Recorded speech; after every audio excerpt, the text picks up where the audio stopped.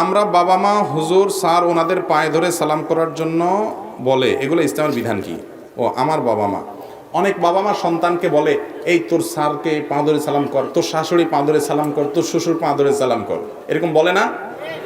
আমার একটা ছোট্ট প্রশ্ন আছে, সেটা হলো সালামের দুইটা পার্ট, একটা হলো সালাম দেওয়া আর একটা হলো সালামের জবাব দেওয়া, ঠিক না বেঠিক?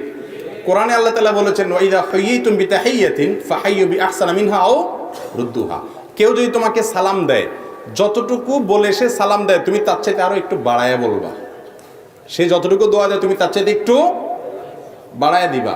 এখন মনে করেন আপনি আপনার শ্বশুরের পাও ধরে সালাম করলেন, সালাম যদি হয় পাও ধরে সালাম করা, তাহলে শ্বশুরের সালামের কি দিতে হবে? জবাব।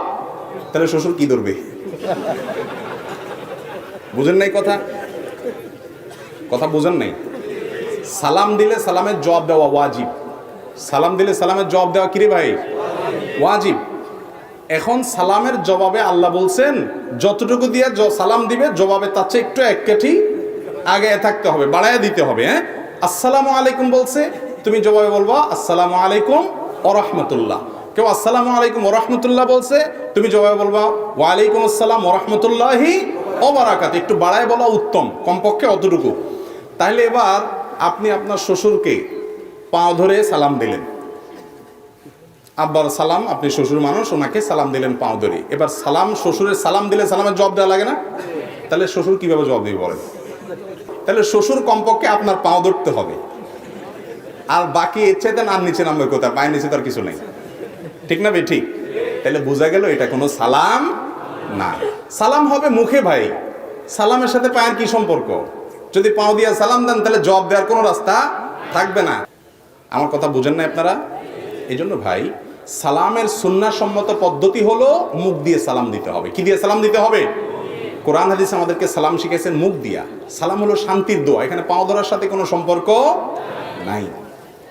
কিন্তু এগুলো না করলে মুসিবত হলো যেসব শ্বশুর শাশুড়ি বুঝে না, বলবো যে কি বেয়াদব, হ্যাঁ পাঁচই সালাম করে নেই। তো এটাকে রিকভার করার জন্য কি করবেন? খুব ইনোসেন্ট বয় হিসাবে শ্বশুরের সামনে খুব ভদ্র হয়ে থাকবেন, অনেক সম্মান শ্রদ্ধা করবেন, যাতে করে বুঝতে পারে ওনারা যে পা না আসলে কি হয়েছে, ছেলেটা আসলে ভালো। কথা কি বুঝাতে পারছি? এখন পাঁচইও সালাম করলেন না, বেচারা এমনি মনে কষ্ট যে মনে বেয়াদব বেয়াদব, আবার চললেন একটু বেশি উড়া উড়া ভাব, তো বলবে পুরাই আমার মেয়ের কপালে আজকে কি পড়ছে, ঠিক না? ঠিক। বিধায় শ্বশুরদের প্রতি শ্রদ্ধা করতে হবে, মুরব্বীদের সম্মান জানাইতে হবে, কিন্তু সম্মান জানার পদ্ধতি হবে কোরআন এবং হাদিস। মন গড়া পদ্ধতিতে সালামের সাথে পাও ধরার কোনো সম্পর্ক না। সালাম হবে কি দিয়া? মুখ দিয়া।